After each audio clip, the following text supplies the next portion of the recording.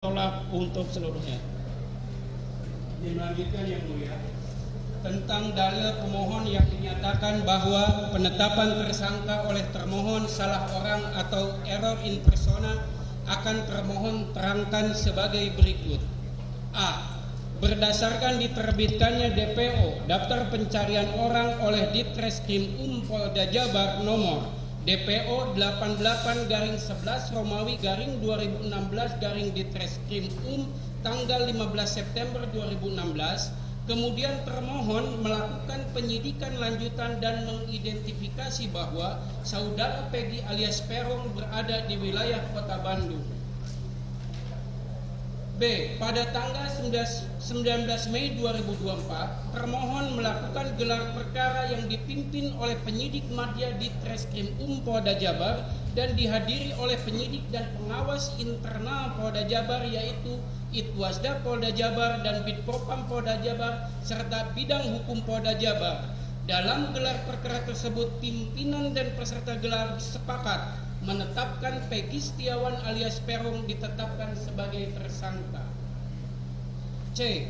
Berdasarkan informasi tersebut di atas, kemudian termohon melakukan penangkapan berdasarkan surat perintah penangkapan nomor SP.5-Romawi-Res124-2024 Ditreskrim tanggal 21 Mei 2024. Termohon telah melakukan penangkapan terhadap tersangka atas nama Peggy Setiawan alias Peron pada hari Selasa tanggal 21 Mei 2024 sekitar jam 18 WIB di halaman rumah beralamat di Babakan Tarogong, Kecamatan Bojongloa Kaler, Kota Bandung. D. Bahwa Peggy Setiawan dengan Peggy alias Peron merupakan orang yang sama. Hal tersebut berdasarkan keterangan 1. Saksi saudara Sudirman bin Suratno yang menerangkan bahwa saudara Peggy Setiawan alias Peron adalah teman saksi sejak SD di SD Negeri Pelandakan 1 Cirebon dan saksi sejak kecil sering main bola bareng. Saudara Peggy Setiawan alias Peron yang saksi maksud adalah sebagaimana foto yang diperlihatkan dalam pemeriksaan saksi, yang membuat yakin karena saksi sejak kecil sudah main bersama dengan saudara Peggy Setiawan alias Peron, sehingga dari wajahnya saksi masih ingat serta saudara Peggy alias Peron memiliki tato di tangan kanan, kalau tidak salah bergambar bintang. Bahwa pada saat saudara Peggy alias Peron datang ke depan SMP Negeri 11 Jalan Perjuangan Kesambi, Kota Cirebon dengan menggunakan satu unit kendaraan smash warna pink, langsung memarkirkan kendaraannya di dalam gang, baru bergabung dengan kami sambil meminum minuman ciu dicampur dengan Big Cola. 2. Saksi saudara Singgih Galang menerangkan bahwa saksi merupakan teman saudara Peggy sejak kecil. Sejak tingkat sekolah dasar, saksi sering bermain dengan saudara Peggy alias Peron karena dahulu tempat tinggal kami berdekatan dan berada dalam RT yang sama. Saksi mengenali saudara Peggy memiliki nama lengkap Peggy Setiawan dan nama panggilan saudara Peggy alias Peron adalah Peron. Telah ditunjukkan foto saudara Peggy oleh penyidik dan saksi mengenali foto tersebut adalah Peggy alias Peron. Adapun saksi mengenal sepeda motor merek Suzuki Smash tersebut merupakan sepeda motor yang sering digunakan oleh saudara Peggy alias Peron. Awalnya sepeda motor tersebut berwarna pink, kemudian berubah warna dengan warna biru kuning. 3. Saksi saudara Budi Rahmanto menerangkan bahwa saksi merupakan penyidik Polres Cirebon Kota yang dulu menangani laporan polisi nomor LP-953-B-8 Romawi-2016-JBR-CRB Kota tanggal 31 Agustus 2016 atas nama pelapor Rudiana sebelum dilimpahkan ke Polda Jawa Barat. Saksi juga merupakan salah satu penyidik yang melakukan upaya untuk pencarian DPO dari laporan polisi tersebut. Saksi mendapatkan informasi bahwa saudara Peggy Setiawan alias Peron beralamat di Dusun 1 Blok Simaja, RT 002, RW 002, Desa Kepongpongan, Kecamatan Talun, Kabupaten Cirebon. Saat itu saksi menuju rumahnya dan bertemu dengan saudari Kartini, adik-adik serta kakek dan nenek saudara Peggy Setiawan alias Peron. Saat itu tidak ditemukan saudara Peggy Setiawan alias Peron, namun bagian kanan ruang tamu terdapat foto saudara Peggy Setiawan alias Peron. Saksi berinisiatif memfoto foto tersebut dan Brigadir Jaka mengamankan 1 unit sepeda motor Suzuki Smash warna biru kuning, namun nomor polisi terpasang di bagian depan B6247 PIK. Karena saudara Peggy Setiawan alias Peron tidak ditemukan, kami kembali ke kantor dengan membawa sepeda motor tersebut untuk diamankan. Adapun saksi mendapatkan foto saudara Peggy Setiawan alias Peron, saksi sempat memperlihatkan dan menanyakan kepada saudara Sudirman tentang foto tersebut. Dan saudara Sudirman menjawab bahwa foto yang saksi perlihatkan adalah betul foto dari saudara Peggy Setiawan alias Peron, orang yang bersama-sama melakukan tindak pidana perlindungan anak dan atau pembunuhan berencana dan atau pembunuhan. 4. Saksi saudara Okta Rangga Pratama menerangkan bahwa saksi kenal dengan orang yang bernama saudara Peggy karena satu daerah, sering lewat ke rumah saksi dan sering nongkrong di SMP 11 Kesambi. Bahwa alasan sering nongkrong di depan SMP 11 Kesambi karena strategis, sering dijadikan tempat bertemu dengan teman-teman di sekitar tempat tersebut dan merupakan tempat nongkrong di wilayah sekitar anak-anak belakang SMP 11 Kesambi. Bahwa Peggy Setiawan memiliki nama yaitu Peron. 5.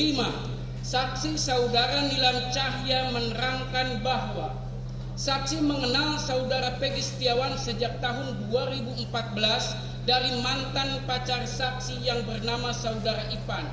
Saksi mengenalnya di tempat berkumpul atau nongkrong di pintu masuk kantor berita Rakyat Cirebon di Jalan Saladara, Karya Mulia, Kesambi, Kota Cirebon. Dan saksi menjelaskan bahwa nama panggilan Peggy Setiawan yang saksi ketahui adalah Peron. Saksi pernah berkomunikasi dengan saudara Peggy Setiawan melalui messenger Facebook sejak tanggal 12 Desember 2015 sampai dengan tanggal 9 Juli 2016.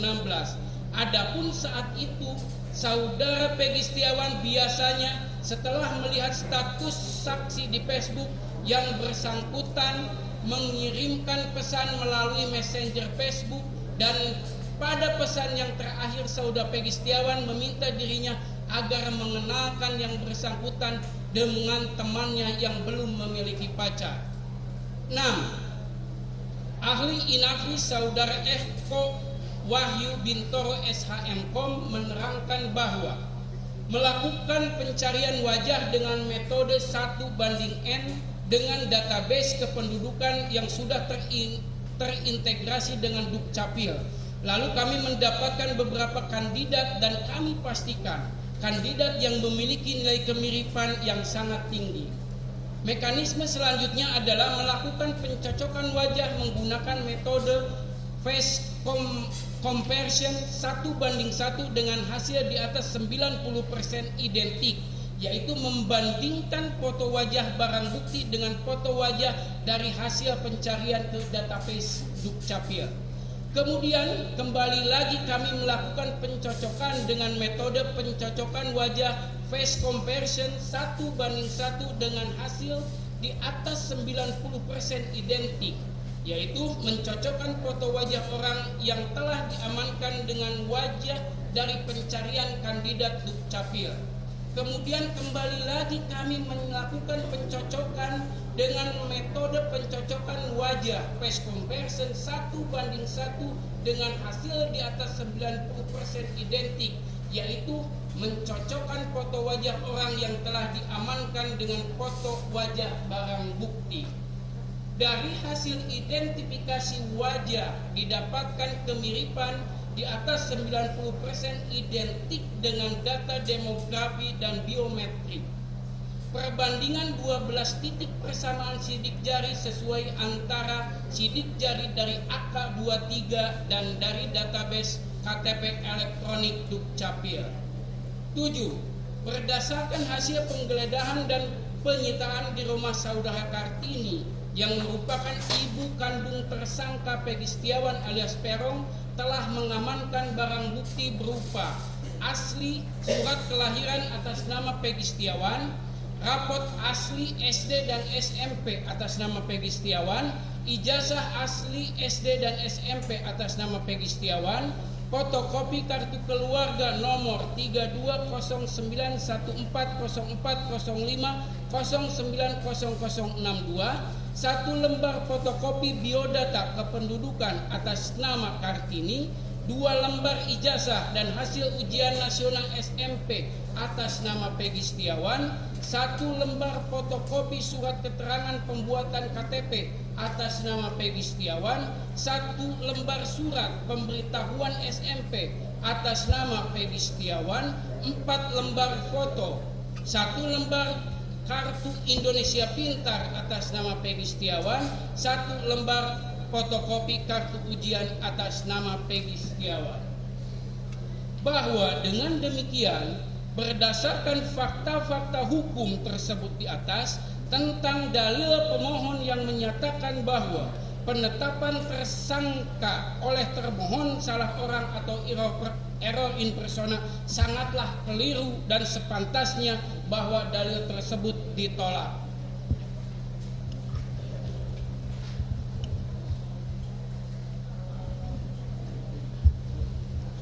Izin yang mulia kami lanjutkan.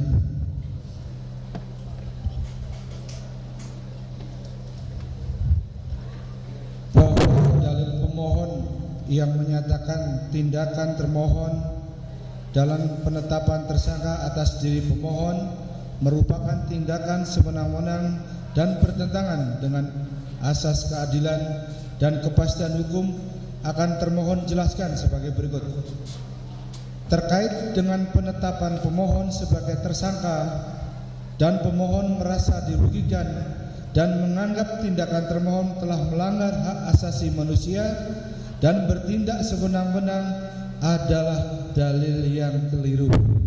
Perlu termohon tegaskan dalam menetapkan seseorang sebagai tersangka, penyidik atau termohon telah memiliki bukti permulaan yang cukup atau 2 alat bukti yang sah sebagaimana yang dimaksud pasal 184 KUHP dan berdasarkan putusan Mahkamah Konstitusi nomor 21 garing PU garing 12 Romawi garing 2014 tanggal 16 Maret 2015 dalam amar putusannya menyatakan frasa bukti permulaan yang cukup dan bukti yang cukup sebagaimana ditentukan dalam pasal 1 angka 14, pasal 17 dan pasal 21 ayat 1 Undang-Undang nomor 8 tahun 1981 tentang hukum acara pidana,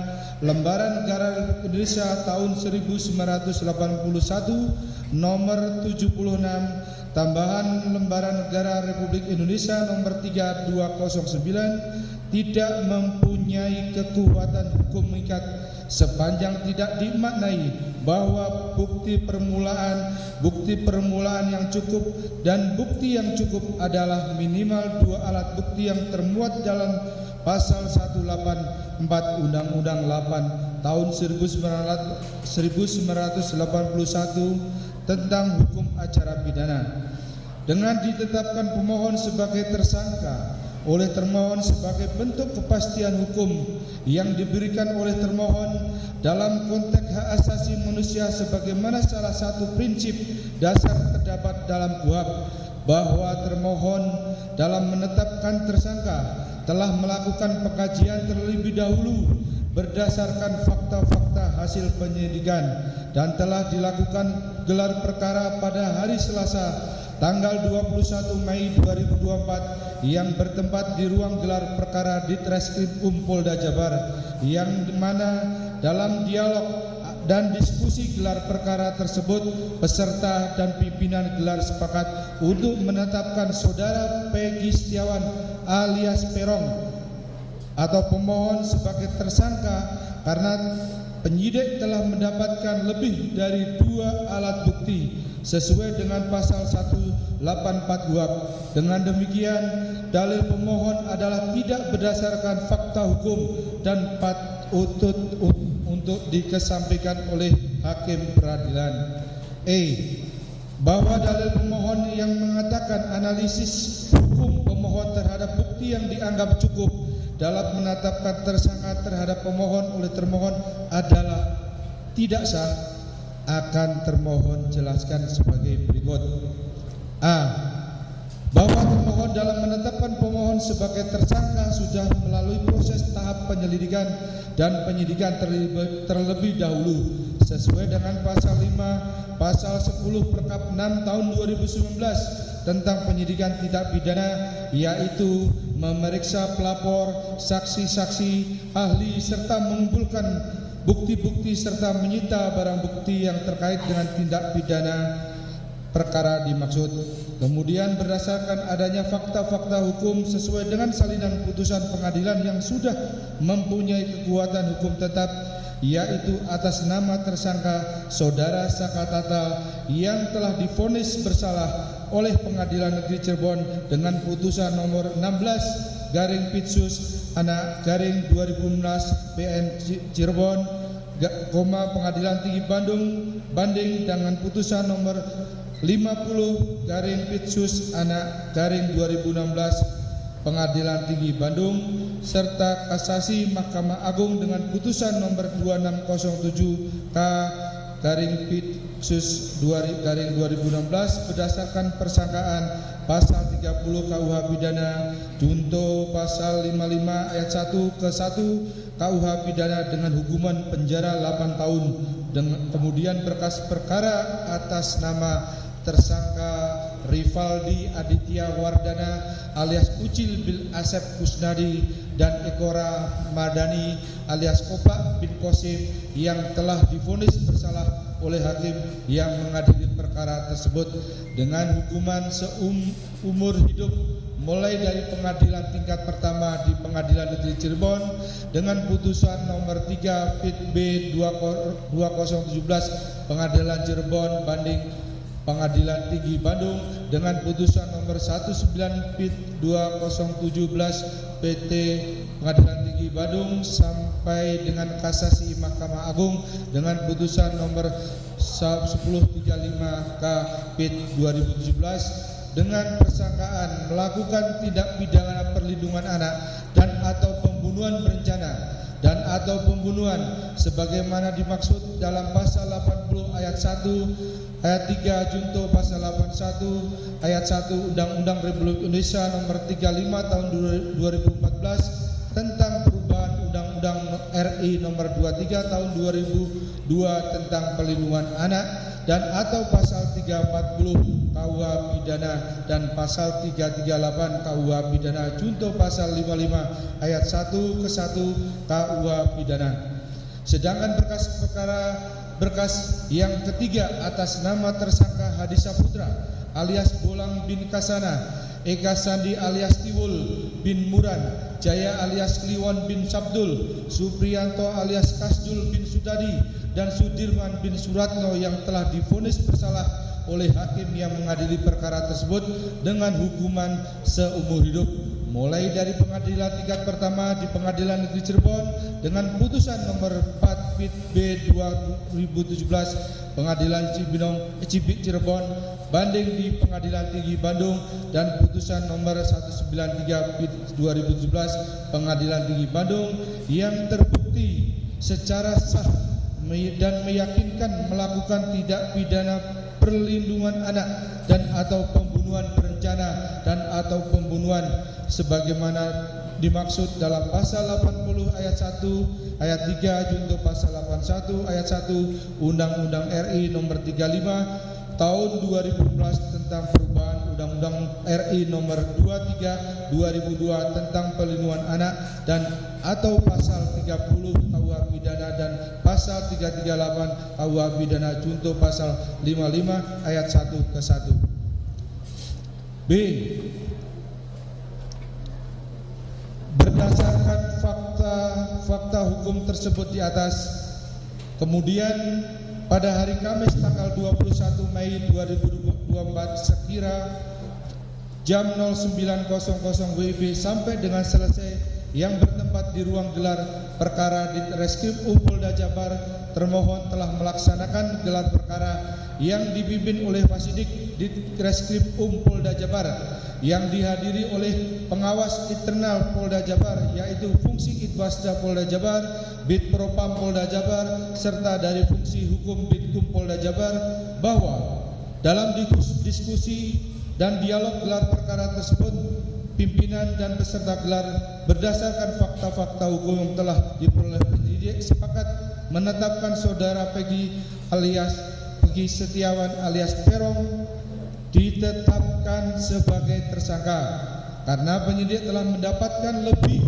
2 alat bukti yang cukup sesuai dengan pasal 184 KUHP dan putusan Mahkamah Konstitusi nomor 21 PU 12 Romawi 2014 tanggal 16 Maret 2015 yang dalam amar putusannya menyatakan frasa bukti permulaan yang cukup dan bukti yang cukup sebagaimana ditentukan dalam pasal 1 angka 14, pasal 17 dan pasal 21 ayat 1 Undang-Undang nomor 8 tahun 1981 tentang hukum acara pidana Lembaran Negara Republik Indonesia tahun 1981 nomor 76 tambahan Lembaran Negara Republik Indonesia nomor 3209 tidak mempunyai kekuatan hukum mengikat sepanjang tidak dimaknai bahwa bukti permulaan yang cukup dan bukti yang cukup adalah minimal 2 alat bukti yang termuat dalam pasal 184 Undang-Undang 8 tahun 1981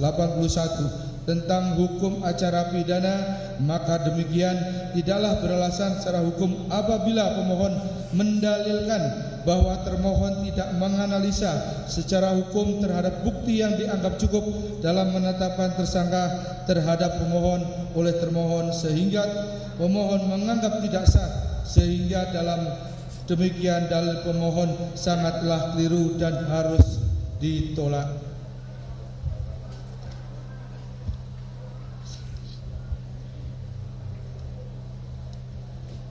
Bahwa menurut peraturan Mahkamah Agung